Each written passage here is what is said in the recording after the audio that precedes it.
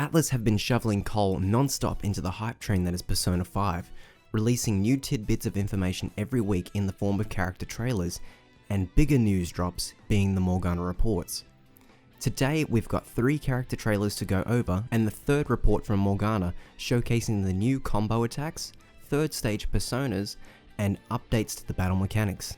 Now if Atlus keeps up this pace, I might end up condensing a lot of these trailers into just one video. Ultimately, I've been a little bit lazy and a bit sick. As you probably already know, I don't speak nor read Japanese, so feel free to check out the fan translations I used in the description below.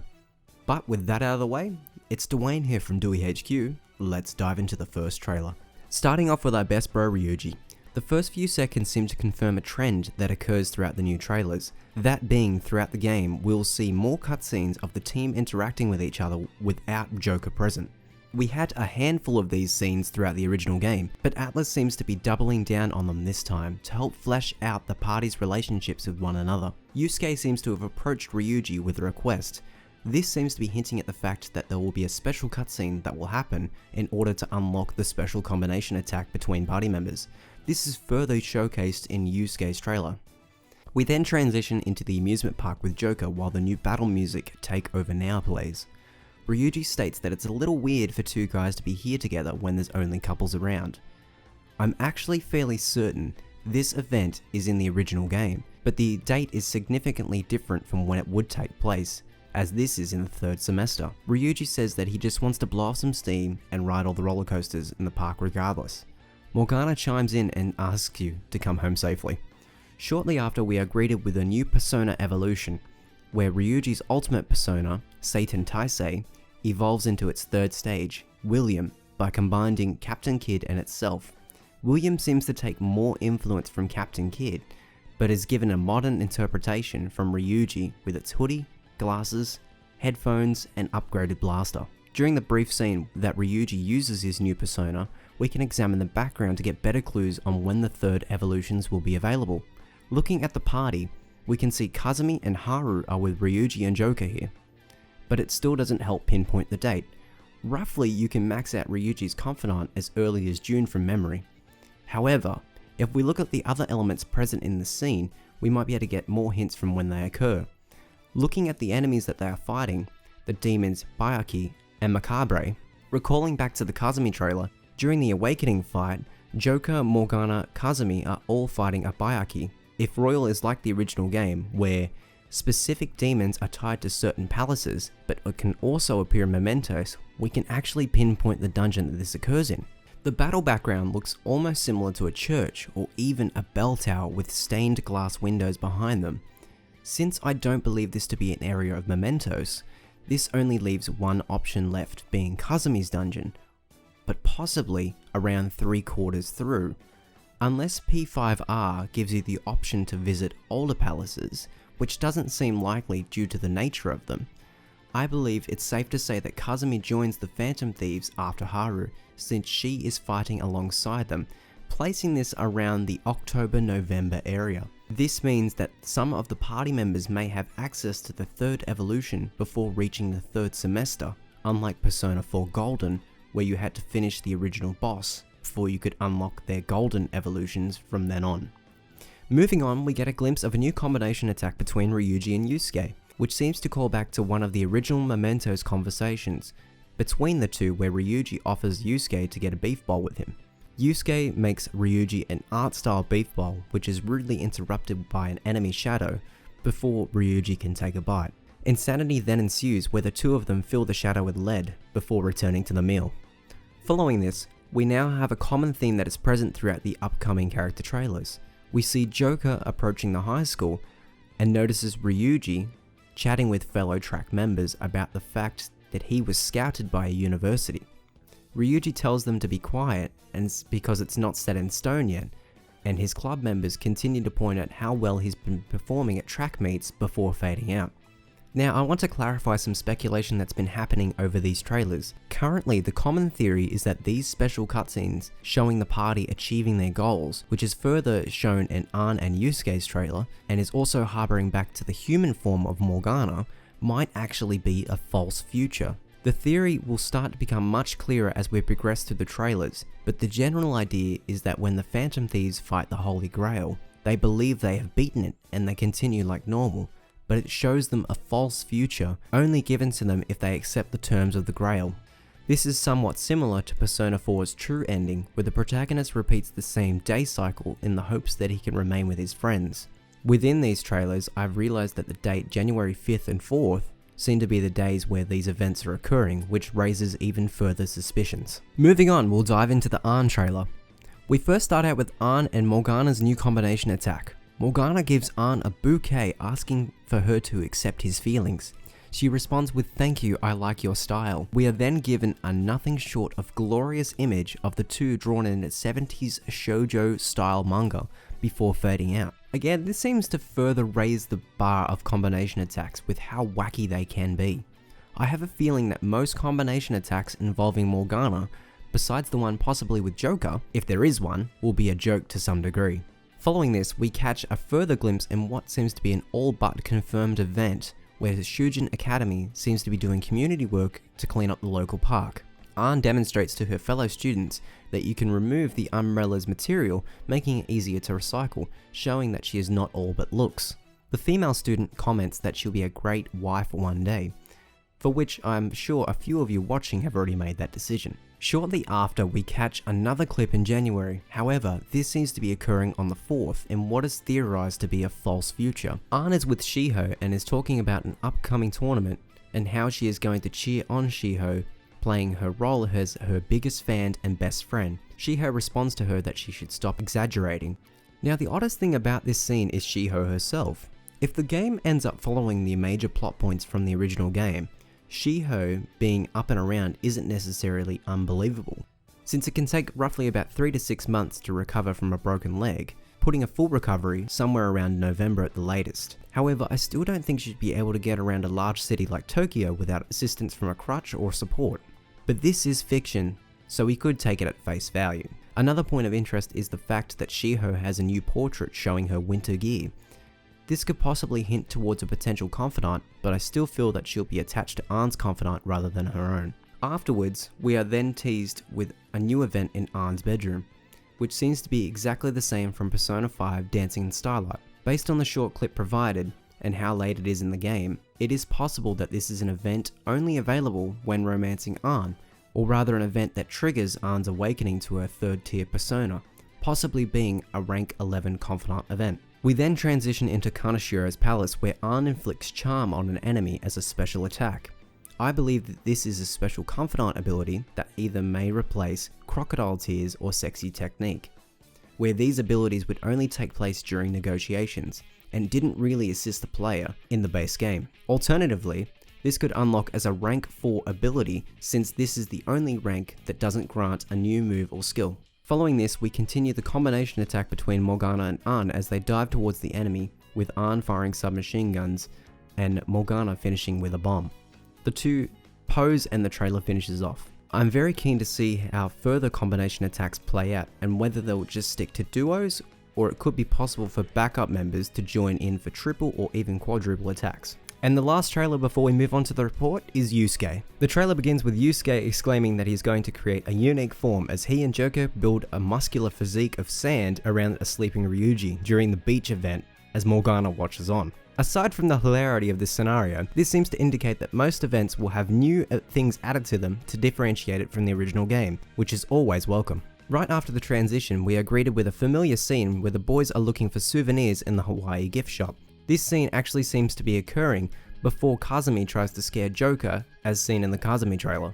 We can determine this by looking at Joker's clothes in the scene as well as the background characters, which are in the same poses for both scenes. Returning to Yusuke's version, Ryuji asks him what he has in his hands, and he responds with a 3-minute hourglass. Ryuji asks him why, and Yusuke replies, because Futaba enjoys cup noodles. Yusuke and Futaba shippers can be heard rejoicing throughout the world, although I do think they have more of a brother and sister dynamic. Afterwards, we can see another scene of the boys in winter gear at LeBlanc, where Yusuke explains he had the sudden urge to drink the boss's coffee and eat the house curry, also while touching that he would like dessert if possible. Joker responds with, "Do you have any money?" and in true Yusuke fashion, He said he would if he scrounges up every last bit of yen he has. Sojiro just tells him to sit down as he prepares the meal. Following this, we are treated to another non-Joker scene between Ann and Yusuke, where he tells her that he has an idea, possibly alluding to the upcoming combination attack shown. Ann agrees as long as it isn't perverted. Taking the extended cut of the combination attack from the Morgana Report, the attack begins with Ann and Yusuke in a traditional Japanese-styled background, complete with floor mats. Ann is wielding an oil paper umbrella commonly used in plays. She then pulls out her whip and then starts lashing at the floor mats, launching them around the enemy. And then Yusuke, as quick as lightning, presumably slashes all the targets and the mats, inflicting critical damage. Ann and Yusuke then finish with a pose as the enemy is defeated. In the Morgana Report, these combination attacks are classified as Showtime attacks. Based on the trailer and Ryuji's, I would assume that you would need to complete a certain event or a mission in order to unlock these new Showtime moves. Lastly, at the end of the teaser, we can see Yusuke has his mother's painting, the Sayuri, in an art gallery on display. A few things to note here is that the Sayuri is in its unaltered form, meaning that this could be the version that is usually left hanging in Leblanc after completing Madarame's dungeon. In the previous Leblanc scene that takes place during the winter, the painting is missing from its usual spot, but Yusuke announces that he is very happy that his mother's painting is finally on display and getting the recognition it deserves. This scene alone has the fanbase very suspicious, because the party members are all achieving their goals, and this is leading many, including myself, to believe that it's too good to be true. The date that this event occurs on is January 5th, falling into the same time frame as Ryuji and Ann's dreams coming true. With Ann's dream being to support her best friend, Ryuji getting his confidence back on the track team, Futaba's mother miraculously being brought back to life, Morgana becoming a human, and now Yusuke having his mother's work being rightfully praised, it's easy to see why many fans are skeptical of the events occurring around this time period. Now, with all three trailers out of the way, let's look over the full Morgana Report. Now, at this point, I couldn't gather a full translation for the entire trailer, but again, Lettersource has covered the gameplay trailers, which contains a majority of the information, but a post on Reddit by Thurunco has covered the fan questions asked. Starting off, from what I can gather, Morgana is excited about the release of P5R slowly approaching in October, and that he's got more information to share with us. He first dives in and goes into the new details about the battle mechanics in the game, starting with the Showtime attacks, showcasing Yusuke and Ann's combination, which we broke down earlier. He further elaborates that this will be a stylish way to take down foes. Moving on from this, Morgana informs us that personas will have special characteristics assigned to them which the player can choose. While explaining this, Makoto attacks the enemies and the following message is displayed: the enemy's irritability is rising. This seems to suggest that possibly Makoto could serve as an aggro tank, focusing the enemies on herself rather than the squishier party members like Morgana, adding some extra strategy to the fights. Following this, we can see Ryuji using Mizuo. A similar message is being displayed: everyone is irritated. Chances of burn, freeze, and shock will rise. Again, further adding extra strategy into fights. As a result of this characteristic from Captain Kidd, the enemies were easily inflicted with shock. This seems to also apply to newly fused personas, where we can choose the characteristic of a persona, adding more benefits to it without giving up a skill slot to do so. This is demonstrated on the newly fused Phoenix. Furthermore, Morgana explains that you can now obtain skills through accessories. By equipping them, it will allow characters to use skills that aren't attached to their persona. This was demonstrated with Ryuji using Dia in a previous trailer, and is further cemented by Ann using Bufala with Carmen. I've also noticed that a few of these points of interest have been taken from Persona Q2, namely the accessories that allow use of skills and new unison attacks in the game. It is possible that the ideas originated from PQ2 and applied to Royale, or possibly even the reverse. Morgana then shifts over to the updates on the baton touch mechanic. He advises that there will now be ranks, which provide special benefits when swapping characters.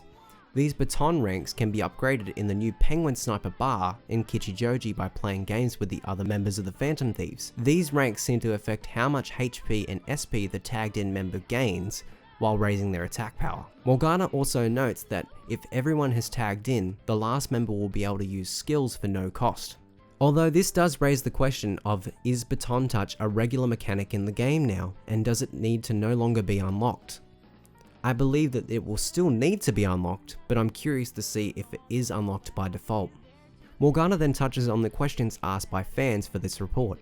The first question asks, Does the original story change greatly due to the new elements added in P5R? The new character Maruki-san is very interesting. How old is he? Morgana replies that the main story will be preserved. However, things that couldn't occur in the main story will now be in development. The translation here isn't very straightforward, but I believe what he means is that the original story will be predominantly the same, but will have new elements. I assume that the main story beats will have the same structure right up past the spaceport dungeon, before things start going in a new direction, of course with all new events sprinkled throughout. Morgana then touches on Maruki and says that we'll need to wait for a follow-up, possibly alluding to the next Morgana Report. The next question asks the following.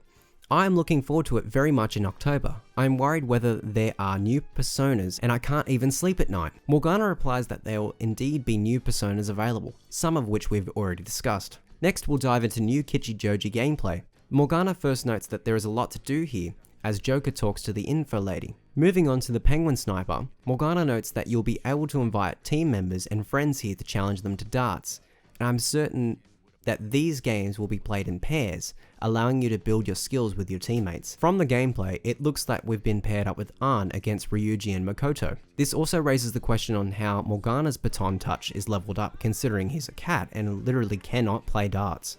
By ranking up to the 3rd level, it will increase the amount of damage output and HP and SP recovered when tagging in that member.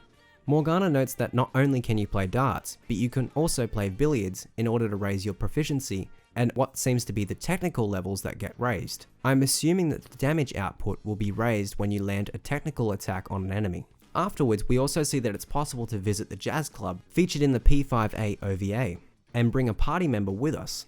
And by doing so, it'll increase the level of their persona, possibly earning unique skills or even manipulating the stats based on the drinks you order. Following this, Morgana notes that it's possible to increase your maximum SP, similar to increasing your HP, by meditating at the Kichijoji shrine. This most likely will mean, if you manage your time well, it will be possible for Joker to receive 999 in HP and SP, effectively maxing his stats. He also explains that there are various shops around the neighborhood. One of these shops is a clothing store where you can trade in your armors found in palaces for points, which can be traded for new equipment and items. We are then treated to a montage of different stores throughout Kichijoji, many of which aren't too particularly interesting. However, we can now revisit the map in the neighborhood, as we seem to have the entire thing now. We can determine that the piano is actually the jazz club, and we can also see that the shrine has been added to the end of the main entry street. Most of the stores shown seem to be selling unique gifts for confidants, recovery items and accessories that will most likely grant new skills in the metaverse. Lastly, Morgana tells us to look forward to the more news coming in the future. Ultimately, we didn't have to wait long for more information, because during the making of this video, Makoto's character trailer dropped, and we also received more information about 3rd tier personas. Starting off with Makoto's character trailer, we are shown an extended cut of Ryuji and Makoto's showtime attack. Ryuji starts talking to the enemy, asking if they're ready for a beating. Makoto elbows him, cutting him off, telling him to stop being careless. During this trailer, we can see a new dynamic between the two, where Makoto demonstrates her queen attitude and Ryuji acts as her always sorry follower. Following the intro, we catch a glimpse of Joker, Makoto, and Sai chatting in one of the subway stations about Makoto's birthday in the past, reminiscing about their dad. It's worth pointing out that in this scene, Joker is wearing his winter coat, which was also seen during all the previous Perfect World events, possibly indicating that this could be also one of those times. Following this, we catch a small snippet of a visit to the aquarium with Makoto. She talks about how her dad took her here once before, but her sister didn't attend because she believed that studying was more important. This event seems to be extremely relevant to Makoto's arc of escaping her Miss Perfect lifestyle in order to stop and smell the roses every now and then. This event could either just be an individual point raising visit, or possibly a rank up confidant event.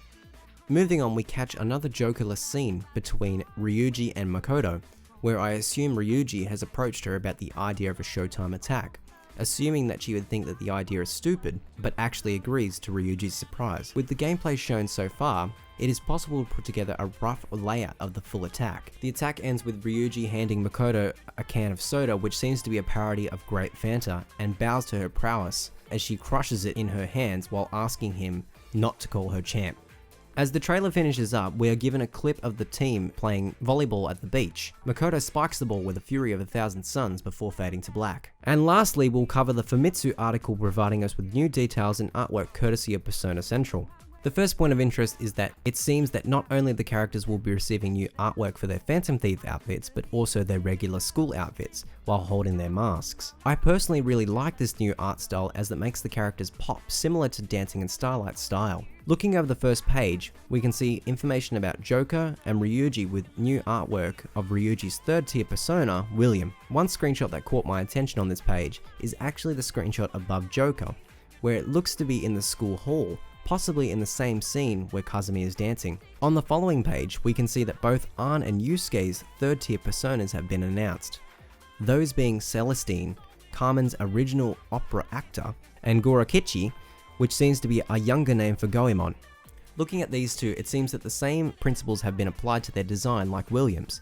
The persona seems to have taken its original form, but modernized it to better suit the user.